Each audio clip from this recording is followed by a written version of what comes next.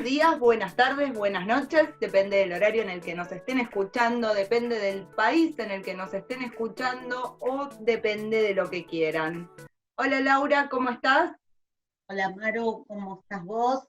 Hoy con un programa, con un invitado que hace un montón, Maru, que queremos tenerlo, y esto de la tecnología, que a veces no está tan buena, a veces, bueno, nos permite en la distancia finalmente tener la historia de Carlos Páez. Eh, un gustazo enorme, un lujo el programa que tenemos hoy. Hola Carlos, ¿cómo estás? Un gusto. Bien, bárbaro, la verdad, bien. Acá con la nueva normalidad a través de la computadora. Bueno, Carlos no Adaptándome. necesita mucha presentación. Carlos es uno de los 16 sobrevivientes del accidente aéreo de los Andes del 13 de octubre de 1972, que es una de las historias de supervivencia más increíbles que el mundo haya conocido. Y hoy, Carlos, Eso dicen, pero lo importante de la historia nuestra, del cual se han escrito 26 libros, se han hecho 3 películas, 9 documentales. Lo importante no es eso, que sea la más importante. Lo importante es que fue protagonizada por gente del común. ¿Qué te quiero decir con eso? Que éramos gente que no estábamos preparados para vivirla, porque hay muchas historias de gente que se prepara, un tipo que escala el Everest, un tipo que se entrena, bueno, que es alpinista y que la vive y que toma la decisión. Nosotros íbamos a pasárnosla bien a Chile y de pronto nos cambiaron el guión, la hoja de ruta, y nos tiraron en la cordillera de los Andes a permanecer ahí 70 días sin recursos. Entonces, ¿qué te quiero decir con esto? Que el ser humano tiene una capacidad que a veces desconoce que tiene, de encontrar recursos desconocidos. Digo, yo desconocía los recursos que yo tenía. Y bueno, es una historia que marca claramente, a pesar de que no me gusta decirlo, porque se ha usado mucho en política, pero que se puede. Realmente, si nosotros pudimos con esta historia, realmente se puede. Es una historia que se utiliza para motivación. Yo no soy motivador, doy 102 conferencias motivacionales, así le llaman, pero yo no soy el motivador. El motivador es la historia la que manda, es la historia la que dice que el ser humano común puede. Y hoy en día, con esta pandemia y haber vivido la incertidumbre que nosotros vivimos, se ha puesto súper de moda. No hay empresas, fíjate que yo llevo dadas 37 conferencias en lo que va de la pandemia, que es una enormidad, digo, a empresas desde México, Miami, Colombia, Chile, Europa, España. Es una historia de la cual se sigue hablando y ya han pasado 47 años. Pero creo que la base, porque yo a veces me pregunto por qué es una historia tan vigente, creo que porque es de gente común. O sea, cuando vos vas a una conferencia, todos los que están ahí escuchando la conferencia saben que pueden haber estado en esta historia. sí, a ver, una historia que tiene básicamente un final feliz. En alguna de las historias de los que estuvieron allí, vos sos un claro ejemplo, pero el relato de la forma, el equipo y todo, creo que es esto también lo que lo vuelve relevante al suceso, ¿no? Y hace que Bueno, no pierda sí, vigencia. es una historia netamente de trabajo en equipo, es una historia. Yo ya no me puedo quedar en el drama de la historia, que evidentemente son las historias también más dramáticas, pero tengo que ver lo positivo. Triunfó la vida, gracias a que yo estoy vivo hay 7 más, o sea, tengo 2 hijos, tengo 5 nietos, tengo un hijo en Argentina. O sea que es un homenaje a la vida, la historia nuestra. Y bueno, y es así como yo la cuento siempre del lado positivo. Es muy fácil caer en el drama, pero el drama, yo creo que yo me quedo con la parte positiva. Carlos, 47 años después te toca vivir otra situación impensada, que es transitar una pandemia que en este caso nos está pasando a toda la humanidad. ¿Cómo te agarra parado? Y ¿Cómo bueno, te como yo sentiste? digo, hace 47 años los famosos éramos nosotros, ahora somos todos los famosos, porque todos estamos viviendo lo mismo. Yo debo reconocer que el primer mes de esta pandemia me la pasé mal, digo, estaba asustado, no tenía una incertidumbre. Yo trabajo de dar conferencias, pensé que se me terminaba el trabajo, digo, a mí me cortaron 3 conferencias en la puerta del avión, o sea que yo me iba para México y estando subiendo la escalerilla me llegó un mensaje que estaban todas canceladas por el tema de la pandemia. Entonces me creó una incertidumbre y un miedo también. Yo soy de riesgo, tengo 66 años, y me la pasé mal, pero después me fui adaptando y reinventando y empecé a dar conferencias y empecé a ir programas de televisión de España, de Inglaterra, de todos lados, justamente haciendo referencia a lo que ustedes hablaban, a la incertidumbre que nosotros vivimos, la comparan permanentemente, y empecé a dar conferencias nuevamente y bueno, nada, y ahora la verdad que no te digo que me la estoy pasando bien, pero me la estoy pasando razonablemente bien. Bueno, en marzo, cuando arrancó el confinamiento, vos escribiste una carta y yo leí eso, que sentiste miedo y dije, la pucha, si este tipo sintió miedo, ¿qué nos espera el resto, no? Y Sí. ¿Sabes que ni me acuerdo de la carta que escribí? Por suerte ya no me acuerdo, porque creo que era un momento son momentos diferentes que vive el ser humano. Digo, yo creo que eso yo no lo estoy viviendo ahora. Esa carta no es vigente ahora.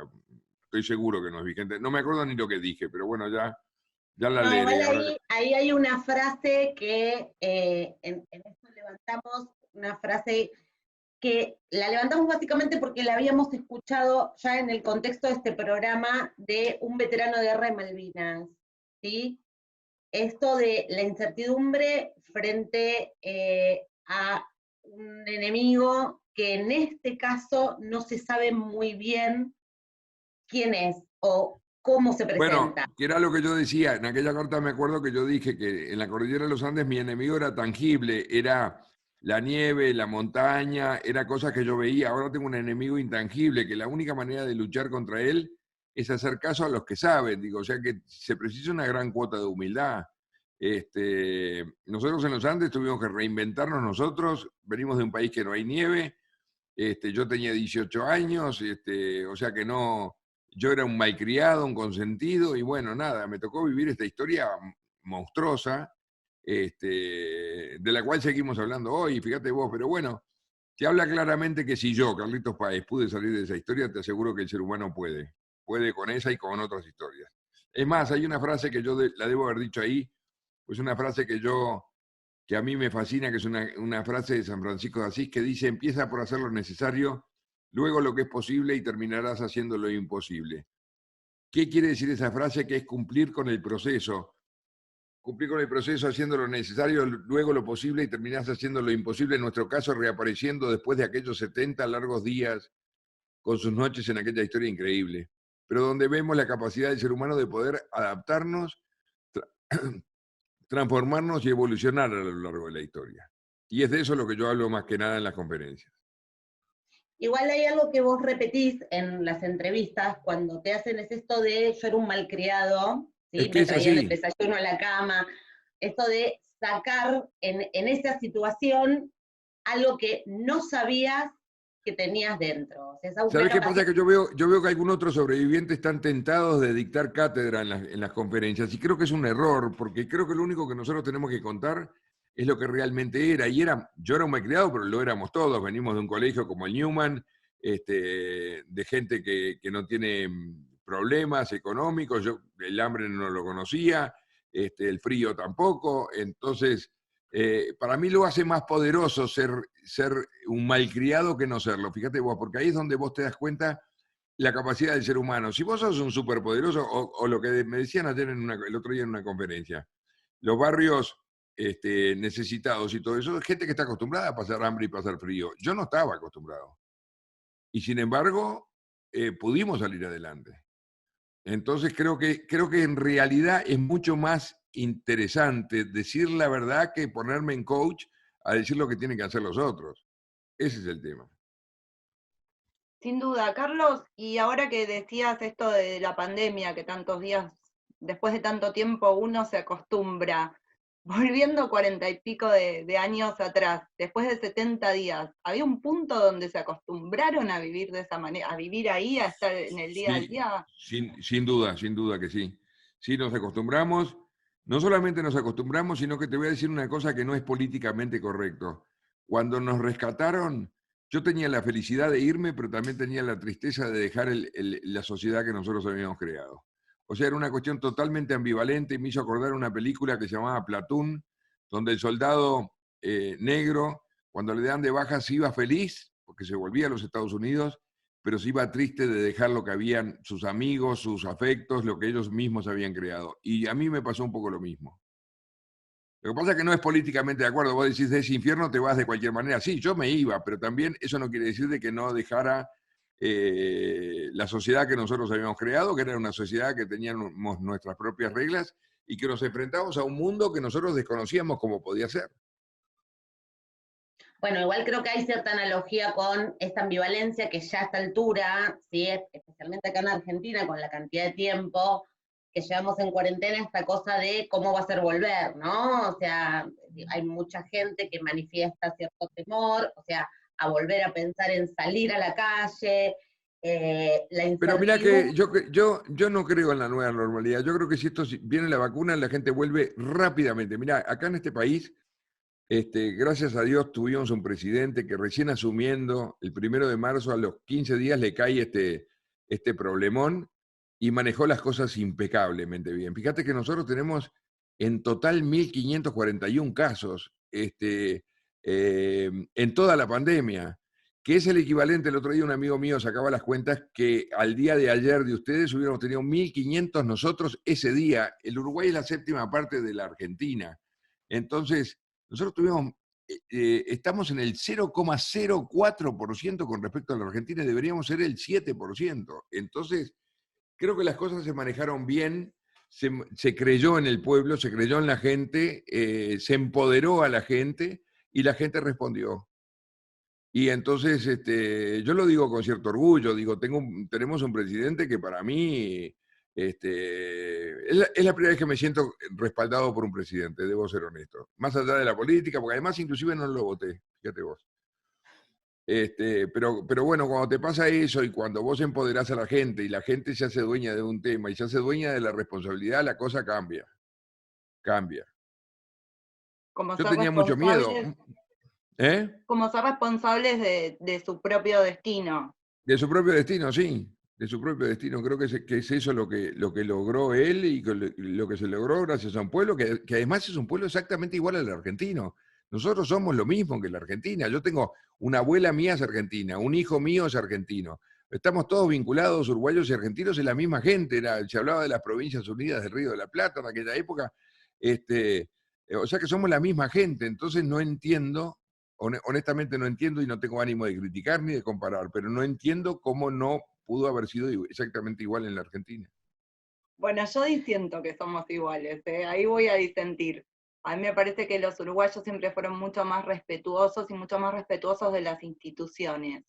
Es un pueblo mucho más ordenado que el nuestro. Sí, A pesar Sandra, de pero las también, similitudes. pero yo creo que tenemos mucho que ver también con el provinciano. Evidentemente que el porteño, por el solo hecho de ser de la capital y todo eso, es un poco más arrogantón, un poco se lleva más el mundo por delante, pero nosotros comparado con las provincias somos lo mismo que los cordobeses, que los rosarinos. Mi abuela era rosarina. O sea, creo que no hay una gran diferencia. Honestamente no hay una gran diferencia. Creo que con el manejo de la historia, naturalmente que la hay, pero bueno, yo qué sé, no quiero entrar No, íbamos, o sea, esta era una pregunta básicamente que la teníamos planteada en esto de entendiendo estas similitudes que tenemos, esta hermandad, ¿no? Que hay entre argentinos y uruguayos. ¿Por qué creías vos que técnicamente las cosas en Uruguay salen de una determinada manera y en Argentina salen de una forma tan diferente? Pero casi que lo respondiste. Ahora que trajiste el tema, ¿qué opinas vos o cómo se vive en Uruguay esto que en Argentina está haciendo tanto ruido en cuanto a la cantidad de argentinos que están pensando en irse a vivir a Uruguay? Digo, este es un tema de agenda acá en forma permanente, más allá de beneficios, ventajas impositivas, es un momento donde un montón de gente está pensando en irse a Uruguay.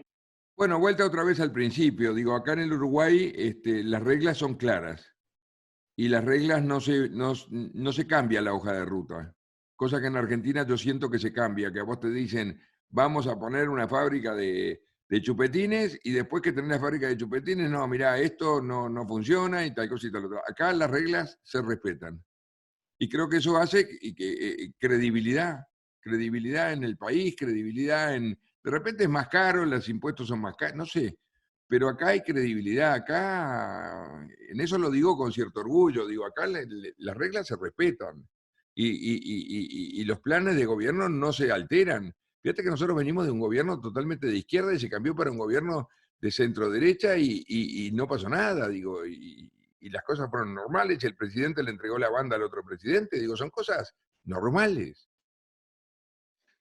Bien, esto quedó respondido ahora. Ahora, en la diversidad del público que tenemos nosotras, nos gustaría que repasemos un poco la historia, porque después queremos llegar a tu trabajo hoy en la consultora en términos de esta experiencia que vos decís que no la das desde el lugar del coach, sino desde contar la experiencia, pero repasar para los más jóvenes que conocen la historia, conocen la película y demás, pero repasar un poco la historia breve contada en primera persona.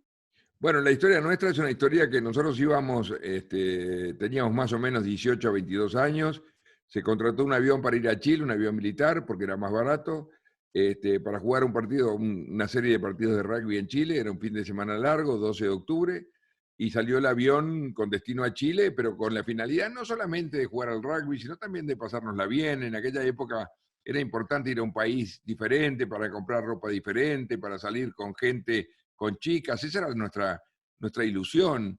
Y bueno, y de pronto el avión se cae en la cordillera de los Andes y empieza una larga historia sin recursos, de una lucha permanente contra el no. Yo digo que el gran mérito de nuestra historia fue que al no le dijimos que sí.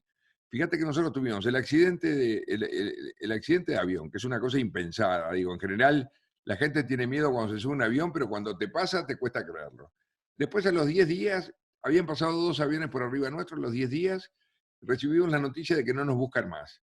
O sea, la peor noticia que nosotros podemos recibir es esa, pero nosotros la convertimos en oportunidad, porque cuando tenés que transformarte, una cosa es esperar y otra cosa es actuar. Nosotros entre los sobrevivientes decimos siempre hay que ir a buscar los helicópteros, porque muchas veces el ser humano está acostumbrado a esperar a que las cosas se resuelvan de otro lado y nosotros fuimos a resolverlas. Nosotros hicimos que las cosas pasen. Fíjate lo que es a ese chico malcriado, consentido y caprichoso, le dicen a los 10 días, mira, señores, no te buscamos más. O sea que padecimos la peor noticia que puede padecer un ser humano, que es la sensación de no existir más para el mundo. Yo me imaginaba en mi casa que se había hecho una misa, que se había puesto una fotografía arriba de la estufa. O sea, nosotros no existíamos más para el mundo. Y ahí comienza nuestra historia de salir a pelear la historia. No solamente tomamos la decisión de alimentarnos de nuestros compañeros muertos, sino que empezamos a pensar en cómo salir de los Andes. Y tuvimos encima una avalancha, que murieron 8, o sea que después del accidente, después de recibir la noticia que no te buscan más, después de tomar la decisión de alimentarte de tus compañeros muertos, viene una avalancha que murieron 8. Era como que Dios nos daba vuelta a la espalda. Y nosotros nos volvimos a levantar. Y seguimos peleando y encontramos la cola del avión con la ilusión de que podíamos hacer funcionar un aparato de radio que teníamos. Y cuando fueron a conectar los cables, un chisporroteo y se rompe la ilusión. O sea que siempre fue el no presente y nosotros al no le dijimos que sí. Mi padre siempre decía que el obstáculo era su mayor estímulo y es verdad.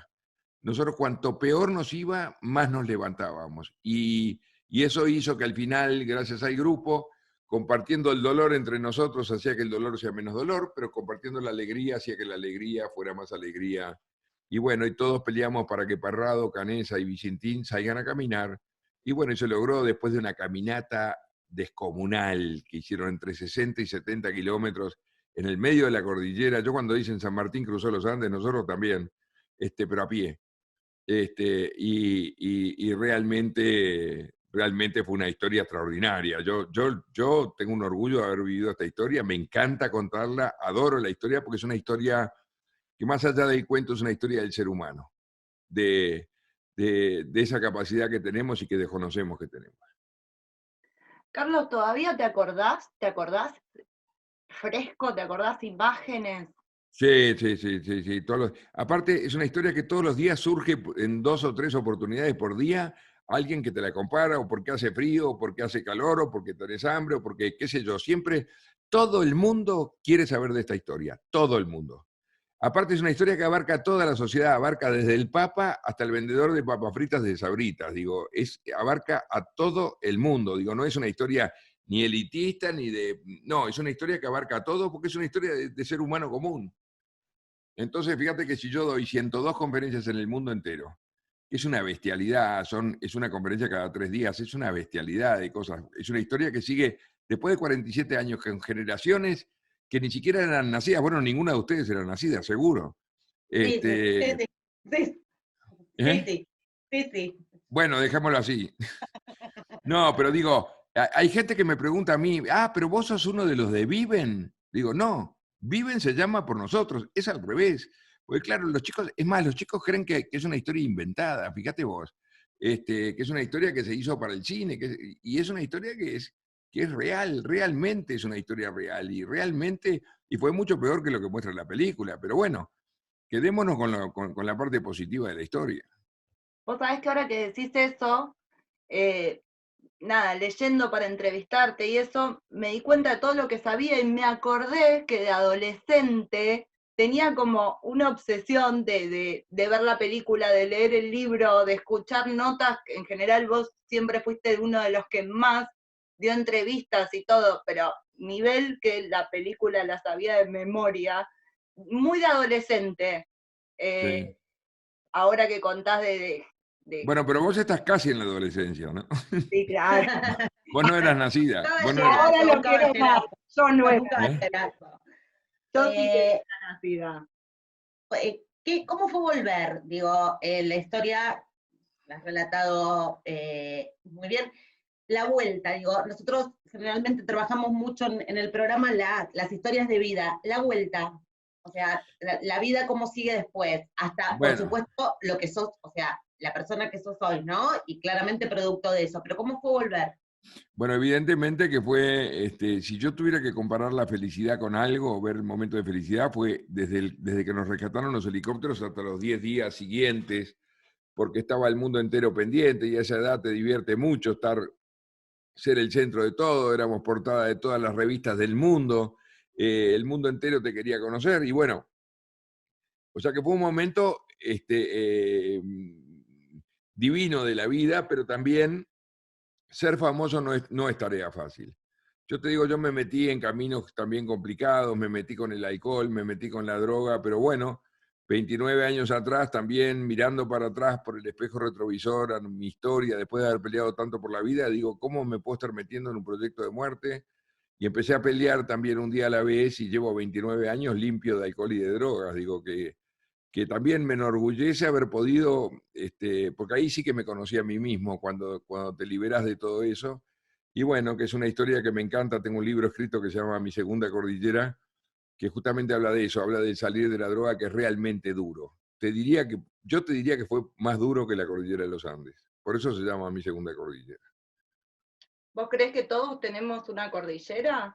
No te quepa la menor duda. Todos la tenemos, no importa. Lo que pasa es que no hay un dolorímetro para medir el dolor ni un angustiómetro para medir la angustia. Digo, cada cual tiene su propia historia y es tan importante porque es la de cada cual. De repente la tuya es que se te murió el canario, pero bueno, yo qué sé, digo, es tu dolor máximo. Entonces, se equiparan en ese momento con el dolor. Es muy fácil la gente te dice, bueno, con lo que vos sufriste, y yo los miro a los ojos y le digo, y con lo que tú sufriste, porque todos tienen digo, yo acuñé hace tiempo esa frase de que cada cual tiene su propia cordillera, y es verdad, cada cual la tiene, y si no pensás, mirá, cuando yo lo digo en una conferencia, vos te das cuenta que la gente se mete se meten introspectivamente en sí mismos para poder analizar su propia cordillera, porque es muy fácil mirar lo que le está sufriendo el otro, pero lo que es difícil es ver lo que uno ha sufrido. Bueno, yo lo digo de otra manera. Yo digo que si a mí me cortan el dedo y a vos te cortan el brazo, me va a dar pena que no tengas brazo, pero a mí me va a doler mi dedo. Bueno, es eso. Somos así. Exactamente es eso.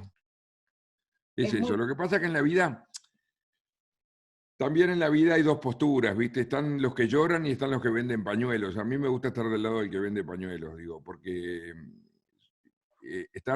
hacerse el sufridor y todo eso. Mirá, hubo una época cuando yo empecé en el año 2000 a dar conferencias a este ritmo, estaba muy de moda cuanto peor te iba en la vida, o peor, o parapléjico, lo que fuera, o el hombre que tocaba la guitarra con los pies, o lo que fuera, era como mejor. Pero tampoco se trata de ir a sembrar lástima a un escenario. Se trata de verle el lado positivo, porque muchas veces sí te aplauden, pero por la lástima que te da ver al personaje. Pero digo, no es así. Digo, yo creo que hay que ver las cosas en positivo. Yo tengo este libro que se llama Después del día 10, tiene una cruz adelante, que como yo digo, el ser humano es un empecinado en ver los símbolos en negativo, la cruz es algo que tacha, es algo que elimina, es sinónimo de muerte. Yo lo veo como las aspas del helicóptero, como un símbolo de libertad, que es como yo intento que se vea esta historia.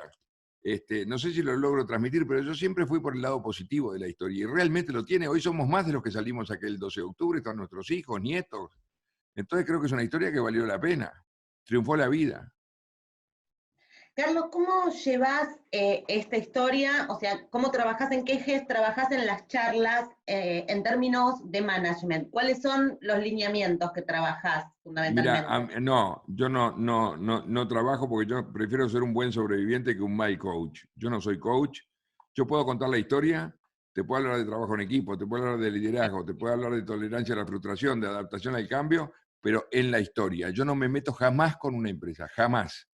Yo cuento lo que es nuestra historia, y de ahí que vengan. Es más, tengo una cantidad de gente que la baja a tierra en la conferencia, que está bueno, pero digo, a mí es una parte que a mí me aburre mucho. Yo siempre les digo, bueno, ahora viene, me tocó con McDonald's, me tocó con miles de empresas de la bajada a tierra después, porque ves la aplicación de una historia del ser humano que tiene una cantidad de similitudes con las empresas, y que, bueno, y que le pueden encontrar ese link con Igual hablaste de todos aspectos, tolerancia a la frustración, trabajo bueno, en es que equipo, de la historia se desprende todo eso. Se desprende totalmente, se desprende lo que es el trabajo en equipo, se desprende lo que es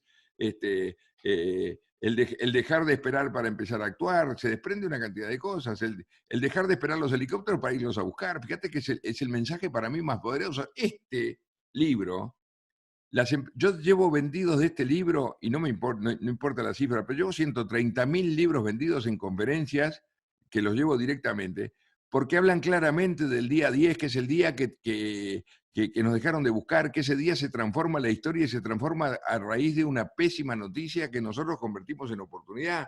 Entonces creo que ese es un mensaje poderosísimo. Las empresas, justamente, se trata de que muchas veces no tienen recursos, y bueno, los recursos los tenés que ir a buscar vos. Es eso de lo que se trata. Es un mensaje muy poderoso para una empresa. Fíjate que nosotros no teníamos nada. Como digo yo, lo único que tenía eran mocasines de Guido, que eran los que estaban de moda en aquella época, que siempre le reclamo a Guido que me regale un par de mocasines, porque finalmente me los regaló. Y un jean y una remera, y no tenía más nada. Y estábamos a 25 o 30 grados bajo cero.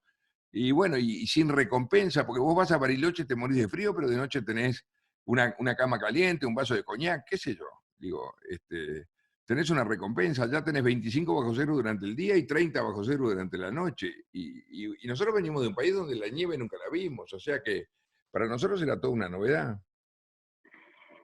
Vos contás esto de tomarte las cosas, de ser el que vende pañuelos, pero esto era como una característica tuya. Vos fuiste como en esta sociedad que formaron un poco el que ponía el humor, el Sí, sin duda, sin duda. Creo que lo que yo más aporté en esta historia fue la buena onda y el sentido del humor, que es un poco. Yo siempre me comparo con el de la película aquella, La vida es bella. Yo era ese personaje, inconsciente, divertido, no sabes lo necesario que es en este momento. Hubieron muchos que precisaban del humor para poder seguir adelante, sin duda. Y la fiesta que les prometías en Casa Pueblo, ¿cómo era eso?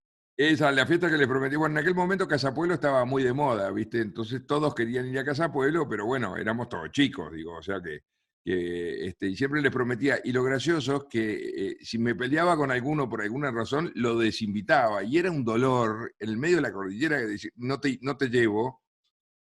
Entonces hacían conspiraciones, che, tratá de arreglarme esto con Carlitos, porque yo no me quiero perder la fiesta. Fíjate vos la ilusión y lo naif que éramos nosotros. Yo creo que no pensábamos bien tampoco, ¿no? Yo creo que estábamos a una altura, 4.000 metros de altura, que no te deja pensar bien. Pero bueno, o un mecanismo de defensa del ser humano. ¿Vos creés que también le da, ¿no? Esa inconsciencia de los adolescentes, de la No te quepa lejanía que tienen de la muerte. Mira, yo tengo un cuento que todavía no lo puedo incorporar en las conferencias porque no sé cómo decirlo. Cuando se cae el avión, en el medio del desastre, fíjate vos la pregunta que yo le hago a Roberto Canessa, que estaba saliendo entre los fierros y yo lo mismo. Digo, che, Roberto, ¿esto es lo que se llama un desastre? Mirá la pregunta que le hago yo. O sea, yo no sabía ni lo que era un desastre. Che, ¿a esto es lo que le llaman un desastre? Imagínate la ingenuidad, imagínate lo niño que era de preguntarle, che, ¿esto es un desastre? Y a lo que la respuesta fue sí, claramente. Bueno, obvio, pero él porque estaba más maduro que yo, pero yo tenía que definir la palabra desastre. Yo no sabía lo que era un desastre. ¿Vos creés que esta capacidad que encontraron está en todos los seres humanos? ¿La tenemos todos adentro? ¿Hay sociedades? ¿Hay determinadas características de la persona que hacen que salga, que pueda salir y otras no lo tienen? ¿Qué opinas de Yo eso? creo que, a ver, yo creo firmemente que no es un mérito ni de uruguayos, es un mérito del ser humano y creo firmemente que una de las cosas que nos salvó es haber sido todos conocidos entre nosotros, más o menos, que teníamos los mismos objetivos, con la misma religión. Creo que si hubiera sido un avión de líneas, yo creo que se mueren todos porque cada cual hubiera luchado para su lado, que veníamos también de un país que las cosas se definen por mayoría, muy democrático. Creo que todas esas cosas ayudaron en la historia nuestra.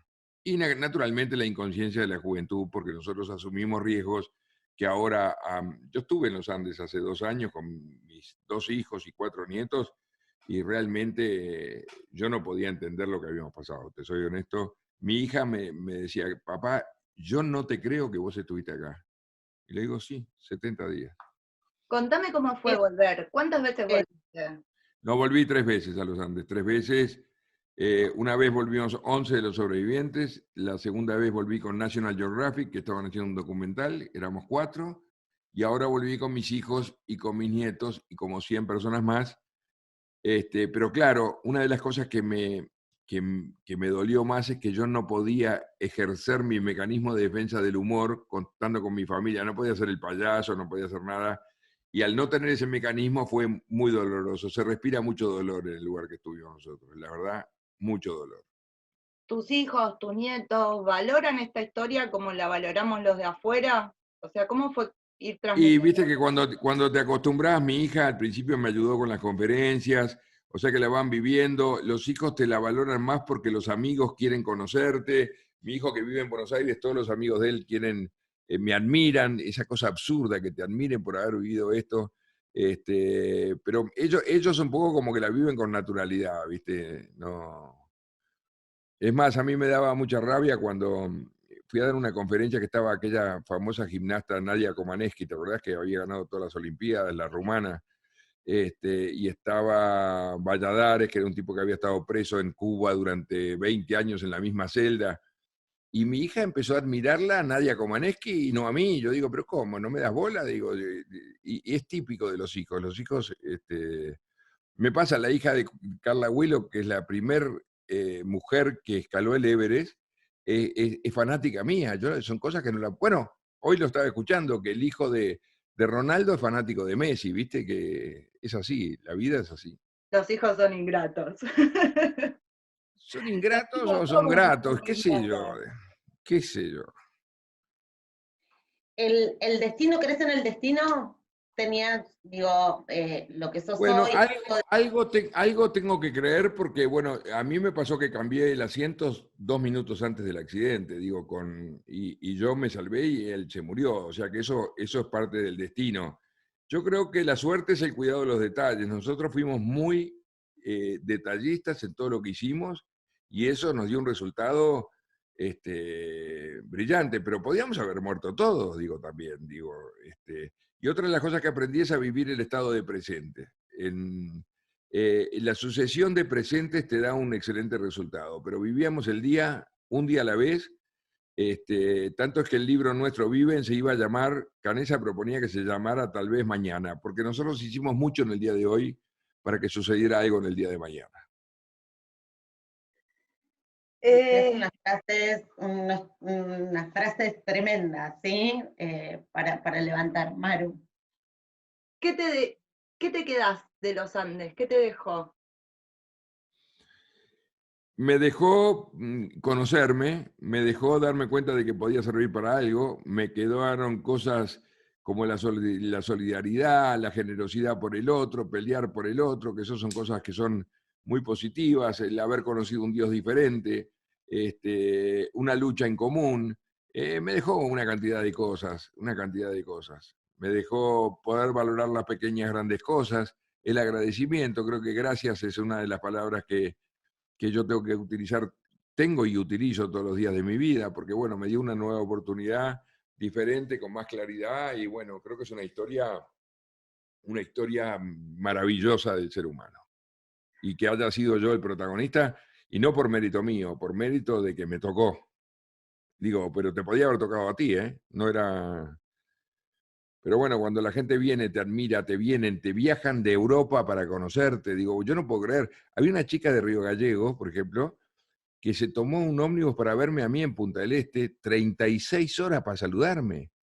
Que todavía que cuando sabíamos que venía, se supone que nos íbamos a encontrar en la playa, y le hicimos la broma de que yo me había ido a dar una conferencia. La chica se quería matar, pero había 36 horas. Yo no me muevo para saludar a alguien. Te soy honesto, no me muevo. Viste que los seres humanos igual somos jodidos y a veces nos olvidamos de las cosas, ¿no? Durante toda tu vida fuiste así agradecido No, con... básicamente después de los Andes, y básicamente sobre todo después de mi historia de recuperación de drogas y de alcohol, porque ahí sí que se me la pasé negras, ¿eh? Te lo digo, me la pasé durísimo. Esa fue muy dura. ¿Hiciste Como terapia? historia, ¿eh? ¿Hiciste Sí, terapia? terapia, sí, pero sí, curiosamente terapia, pero nunca por los Andes, digo, fui por otras cosas, digo, como decía uno de los famosos psicólogos uruguayos, el doctor Mendilarzu, que mi madre me llevó a verlo porque quería ver a ver cómo había quedado el nene, y Mendilarzu dijo, Carlitos tiene un carnet de salud mental aprobado, porque realmente después de vivir esta historia, vos ves los veteranos de guerra, cómo quedan y todo eso, nosotros vivimos una historia, también te diría que es una de las historias más dramáticas de la humanidad, y Sí. sin embargo estamos todos razonablemente digo, Se creo que lo siguen estamos bien. jugando, ¿no? ¿Se siguen ¿Eh? viendo? ¿Cómo? ¿Se siguen viendo? ¿Se siguen Sí, obvio, sí, sí, sí, hace 2 semanas vinieron 8 de los sobrevivientes, vinieron a comer acá a casa, pero nos vemos, ya que Montevideo es muy chico, y Carrasco, donde vivimos todos también, o sea que nos vemos en el supermercado, digo, pero no somos íntimos amigos como la gente se piensa. Tenemos la misma relación que tú tenés con tus compañeras de clase, digo, con algunos sos amigos, con otros menos, y bueno, la vida continuó y cada cual hizo su familia y seguimos adelante. y cada Lo que tanto es verdad te lo que es juntás? verdad que todos los proyectos que han habido, libros, películas, documentales, en eso siempre estamos juntos, a pesar de que hay una interna complicada, que es otra historia, pero bueno, siempre fue de unidad. Nosotros, fíjate vos la historia de los mineros, por ejemplo, que están todos desunidos. Nosotros seguimos unidos. Nuestra historia tiene un valor de unidad aún en la distancia. O sea, el trabajo en equipo siguió por siempre. Ahora se está haciendo una mega película de los Andes que la está dirigiendo ni más ni menos que Bayona, que es el que hizo la película aquella Lo Imposible. ¿Te acordás la película del tsunami? Con Ewan Sí. McGregor y Naomi Watts, que fue espectacular. Si no la viste, vela porque es espectacular. Él es un fanático de estas historias, hizo la película del tsunami y, y les dio a todos los que actuaban en esa película el libro nuestro, La Sociedad de la Nieve, y ahora empezó a hacer esta película que se va a estrenar en el 2022. Está filmando ahora el Señor de los Anillos en Nueva Zelanda y se viene acá al Uruguay a empezar a filmar la película nuestra. Están en el casting para quién son los actores en alguna de las películas. ¿Quién? Eligen No, bueno, quiénes van a interpretarlos. no, quieren que sean actores uruguayos y argentinos. O sea, que quieren la parte latina, la quiere poner Bayona de cualquier manera. Porque en la película Viven pusieron actores como Ethan Hawke o como John Malkovich, que hace de mí, que son actores que son de otro cardumen, digamos. Ellos quieren mantener la parte latina presente. presente. Después de haber coqueteado con la muerte tan cerca, ¿no? En ese accidente y en todo eso, ¿tenés miedo a morirte? ¿Cuál es tu relación con la muerte? Y le tengo mucha rabia, a la muerte le tengo mucha rabia, porque la muerte te corta proyectos, ¿viste? Yo conviví con la muerte. Podía ser el próximo, ¿viste? 29 muertos. Nosotros vivimos 70 días con 29 muertos a 2 metros de distancia. Y sabía que podía ser el próximo, pero yo ahora a la muerte le tengo rabia. Pues tengo todavía muchas ganas de, por eso te digo que me la pasé mal al principio de la pandemia, porque bueno, la muerte es algo que te corta proyectos, te corta, y tengo ganas de estar un ratito más por acá. La verdad que tengo ganas. Disfruto mucho lo que hago, disfruto mucho compartir esta historia, disfruto mucho una conferencia, que la conferencia es como un partido de tenis. Si juegan bien del otro lado, vos jugás mejor. Es así como funciona. Y veo que la gente se prende. Nunca nadie se me durmió en una conferencia. El día que se duerma alguien, yo dije ese día dejo de dar conferencias. Porque siempre me pareció que era un tema muy aburrido. Las conferencias en sí mismo, el conferencista me parece un plomo, ya por naturaleza. Y me tocó a mí, toda mi vida lo pensé así. Y me tocó a mí estar en ese papel y realmente lo disfruto. Realmente lo disfruto. Cambiaron, a ver, en el contexto de pandemia que las estás dando así, porque antes viajabas claramente, cambió en algo la conferencia, la charla que das No, este no, cambió que es un poco más corta, no puede durar más de una hora, viste que la gente no se banca más tiempo. Yo la centralicé en la lucha contra el no, un poco lo que hablé con ustedes, porque en realidad la vida es una lucha contra el no, y bueno, yo creo que hay que levantarse. Yo digo que no importa cuántas veces te caes, lo que sí importa es cuántas veces te levantás. Y bueno, nosotros fue continuamente caer y continuamente levantarnos. Siempre hay que levantarse una vez más de las que te caes. Y bueno, creo que en ese sentido cambió, bueno, al ser la lucha contra el no, es un poco lo que quieren también mensajear a sus empresas, toda esta lucha de la incertidumbre y todo eso, y bueno, y comparativamente, pero yo cuando llegué al día 70, que fui a Intratables por Zoom, yo decía, qué increíble, llegamos al día 70 como nosotros, y ahora ustedes están en el día 150 o 160, es una cosa que ya han duplicado lo que tuvimos nosotros. Bueno, igual bueno, me parece que son situaciones que no sé si se pueden comparar. Yo no sé si me atrevería a compararlo. Yo estoy con una estufa al lado en mi casa, con Bueno, por eso te digo que a veces nos quejamos de estas cosas que en realidad es mucho más cómodo. Nosotros estábamos a 25 bajo cero, con 29 muertos alrededor, 4.200 metros de altura, sin recursos, sin comida, sin nada. Ahora estás con Netflix, con WhatsApp, con calor, con todo y en tu casa, qué sé yo, digo. Pero por eso, pero sirve para referenciar lo que nosotros vivimos con lo que se está viviendo ahora. ¿Alguna vez te pusiste a pensar cómo sería tu vida hoy sin los Andes? Sería, como le contesté a Jorge Rial un día, me dijo, ¿tú quién serías sin los Andes? Yo le digo, yo sería un gran pelotudo. Así le contesté. Porque no me hubiera dado cuenta, no sabía por dónde iba la vida. Mi padre me dio todo, que no fue buena cosa.